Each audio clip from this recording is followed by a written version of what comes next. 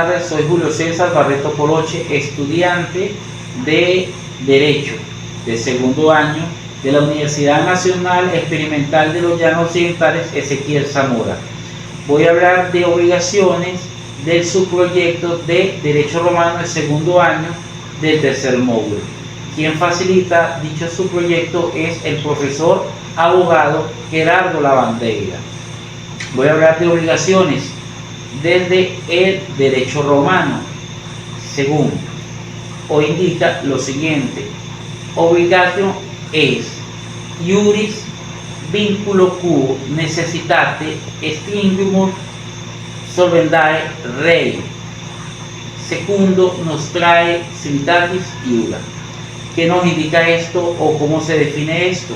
Esto define que la obligación es un vínculo del derecho que nos constriñe, que nos obliga a cumplir con una deuda, según las leyes de la ciudad.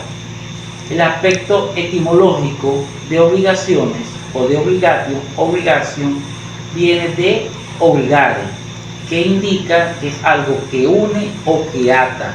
También de ligare, que tiene que ver también con algo que une o que ata. Cabe destacar entonces que la obligación, ¿sí?, es la naturaleza o resalta la naturaleza vinculante de la obligación.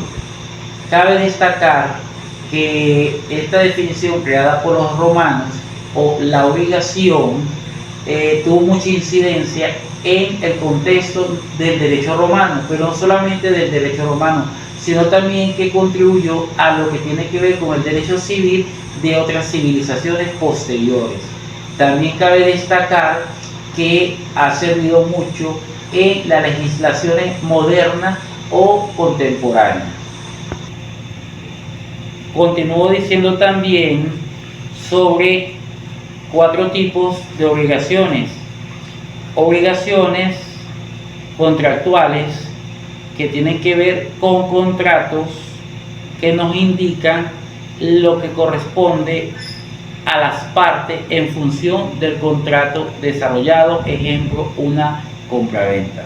También podemos hablar de los cuasi contractuales, que tienen que ver también con acuerdos, con contratos donde no participa la parte formal o legal en este tipo de obligaciones.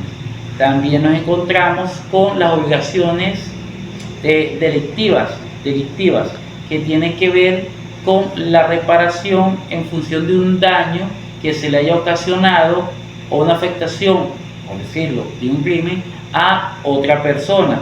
Y también tenemos aquello que tiene que ver con las obligaciones reales, que tiene que ver cuando o con el préstamo de algún tipo de propiedad o de objeto, donde la obligación se centra en la devolución de la cosa o de aquello que fue prestado.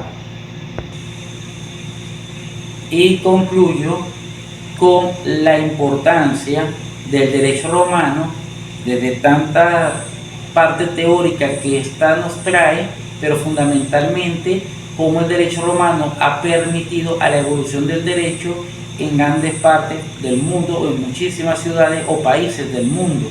Entonces, también la importancia de obligación, como lo que tiene que ver con las obligaciones, cómo su evolución ha permitido a lograr que desde el derecho o desde el aspecto jurídico se cumplan con todos aquellos acuerdos desde las distintas áreas donde se desarrollan.